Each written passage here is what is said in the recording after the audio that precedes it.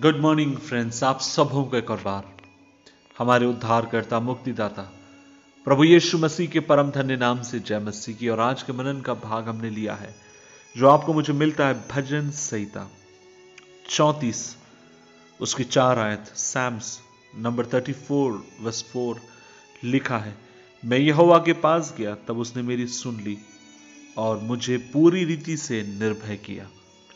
अजीजों, इस बात को आपको मुझे जानने की जरूरत और वो ये है कि जीवन के हर पल जब आप और मैं जीते हैं ये समान नहीं होते हैं। जीवन उतार और चढ़ाव से भरा हुआ है, आंसुओं के साथ और आनंद के साथ भरा हुआ है। कई बार हम बहुत आनंदित हो जाते हैं, कई बार बहुत दुखी हो जाते हैं। इन प्रकारों की घटनाओं से भरा हुआ है जीवन में। कई बार आप माउंटेन टॉप इंग्लिश में कहते हैं, या दूसरे शब्दों में कहा जाए कि आप एक अपने आप को ऊंचाई के ऊपर पाते हैं जहां पर आपको लगता है कि परमेश्वर आपके निकट है, परमेश्वर आपके साथ है।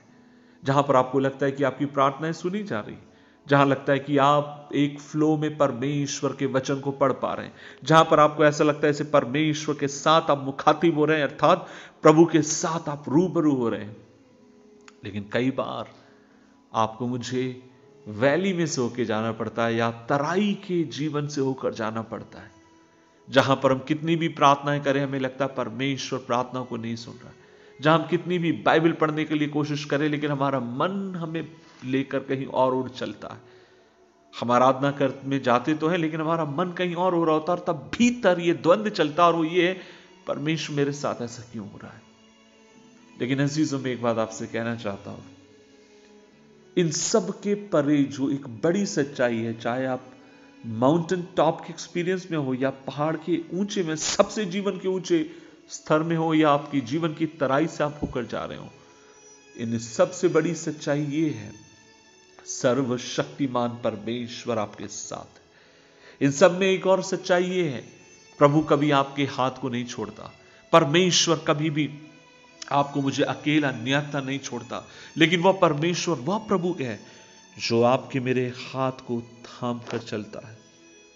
इसलिए हमें अपने आप को परमेश्वर में बात याद दिलाने की जरूरत और यह है कि जब मैं तराई से होके जाता हूं तो मेरा परमेश्वर मेरी ढाल है, मेरा परमेश्वर मुझे बचाने वाला है, मेरा परमेश्वर मुझे संभालने वाला है और मेरा परमेश्वर मुझे छुड़ाने वाला है। बाइबल कहती है उससे पुकारो वह तुम्हारी सुनेगा और वह तुम्हें बचा लेगा। इसलिए आइए आज मैं आपसे कहना चाहता हूं कि जब आप और मैं अगर तराई के एक अनुभव से होकर जा रहे हैं, घबराइए मत, प्रभु के पास आइए। प्रभु आपको ताजगी देंगे, प्रभु आपको हिम्मत देंगे, प्रभु आपको बल देंगे और वह आपको उठाकर चट्टान पर खड़ा करने की ताकत रखने वाले प्रभु हैं। आइए मिलकर हम दुआ करें। प्रभु जी, हम मिलकर अपने जीवन को तेरे हाथ में देते हैं और प्रार्थना करते हैं कि परमेश्वर आपका हाथ हम पर हो।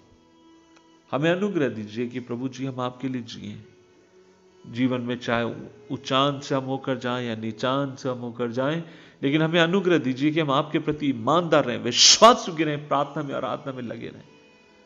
कृपा दे पिता, आज जो मेरे भाई मेरी बहन ऐसी एक चुनौती से होकर जा रहे हैं, खुदा का वचन उन्हें हिम्मत दे कि हर परिस्थिति में प्रभु उनके संग है, साथ है। धन्यवाद हमारी प्रार्थनाओं को सुनने के लिए, यीशु मसीह के नाम से मांगते हैं, आमीन आमीन आमीन।